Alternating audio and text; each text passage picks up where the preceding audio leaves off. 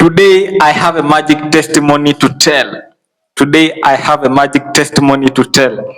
And the testimony today is about Arsenal and the first Prime Minister of Kenya, the late Raila Amolo Odinga, who died on 15th September 2025. So, Raila Amolo Odinga was an Arsenal fan. The first Prime Minister of Kenya was an Arsenal fan. And after he died, because people of Kenya respected him as people's president, he was a very powerful man in Africa. So the Kenyan people wanted Arsenal to honor him before the game of Fulham, which was played on 18th September 2025, that's on last Saturday. So the people of Kenya wanted Arsenal to honor him before the game starts. Yeah, because Raila Amolo Odinga was a big fan for Arsenal. He used to travel there to watch the games, and yeah, he was truly an Arsenal fan.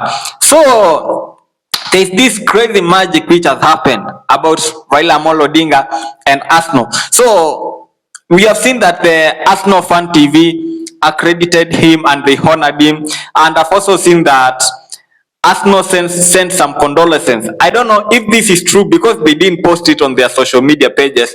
I don't know if they sent these condolences on a private message, or yeah, I don't understand, or somebody made it with AI then just shared on the media.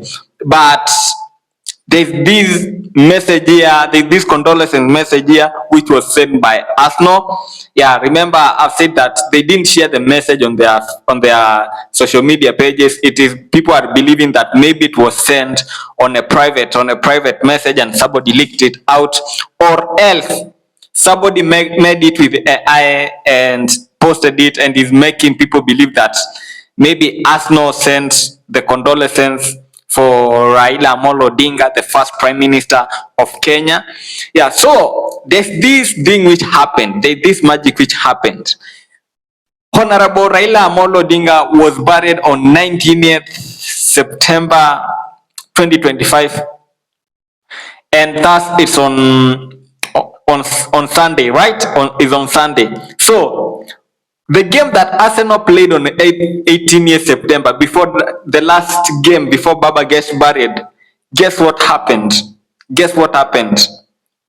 The player who scored the game was Trossard. And Trossard wears number 19 as his jersey number. And right now, or after scoring that goal, Arsenal came to points, 19 points. And Raila Amolo Odinga was buried on the 19th. And the late Honorable Raila Odinga died at the age of 80 years. Guess what?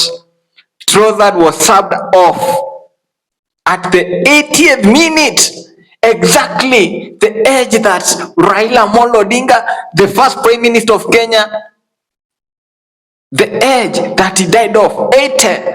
And Andrew Trossard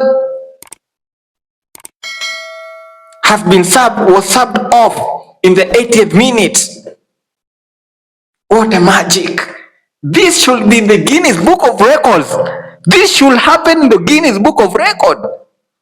Like this crazy.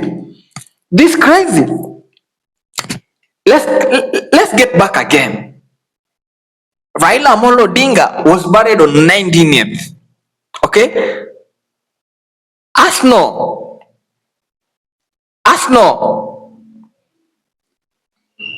won a game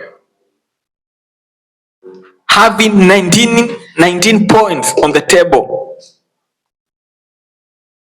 and the person who scored the goal, Trossard, wearing the jersey number 19, and Raila Amolo Odinga died of 80 years,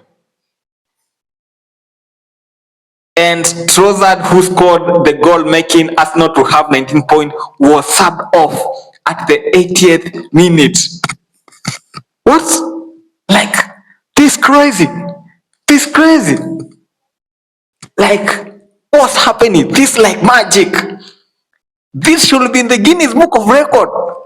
There's nowhere this will ever happen. Nowhere. This is like magic. This shows that Raila Amolo Odinga was a true fan of Arsenal.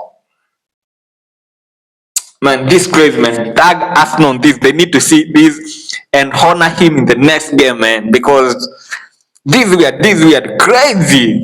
All this has happened. Crazy.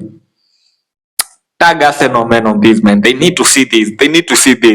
Because, and also tag the Guinness Book of Record. This will never happen somewhere else.